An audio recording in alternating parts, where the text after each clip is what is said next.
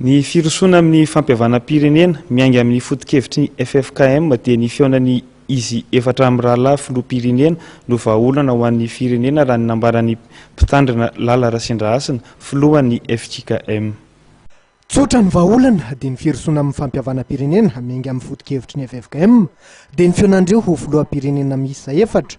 Hoy ny mpitandrina Rasindrahasina Lala filohan'ny FJKM raha niveriny eto Tanindrazana ny tenany rehefa avy nasain'ny fiangonana presbiteriana tany Amerika. Araka ny efa nilazaina ombianombiany moa ny FFKM dia tsy mitsahatra ny mitondram-bavaka sy manomana ny fampionany fampihavanana, ary ilay fampihavanana araka ny Kristy fa tsy fampihavanana araka ny fisainana politika. Fa ny politika ny Kristy zany no hitondrahana azy, ny politika ny soratra masina zany no hitondrahana azy fa tsy ny politika ny politika. Tsy fampihavanana vita amin'izany mihitsy, tsy zatra fampihavanana fiatsaram-belatsia ary zay moa le lazain'ny sasany somary vazivazy eto amintsika hoe malagasy mody miombona. Ny vahaolana dia tsotra ihany. Ny FFKM efa niteny fa mafiloha ny mpanao politika ary mafiloha ny international. Efa niteny ny FFKM ntaonareo iresaka, avy miresaka ka ny fahatongavany président Ravalomanana io everitra fa mba misy azo ararotina ihany angamba ary marina le nilazain'ny président Ratsirakiny hoe mba araroty ihany le izy jereo le anina fa misy zavatra tokony atao fa tsy tonga ho azy io.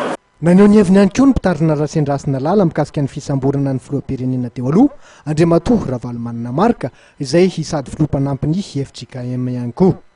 Le fitondrana teo aloha ihany anke eo ny ova fotsiny ny olona fa le pratika zany le zavatra atao tsy hitako izay mahasamy hafa azy.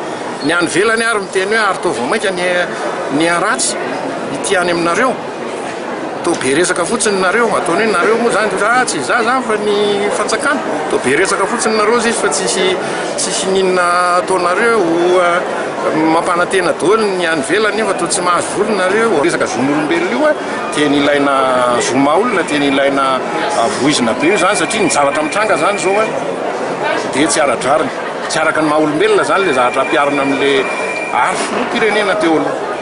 Nilaza ny mpitandrina Rasindrahasina Lala fa niteraka fahatezeran'ny olona ny fisamborana n'Andriamatoa Ravalomanana kanefa tsy manakana velively ny asan'ny fiangonana izany. Na dia maniry nitsidika an'Andriamatoa Ravalomanana ary ny tenany dia nilaza fa kely finoana amin'ny fangatahana lalana makany Atsiranana.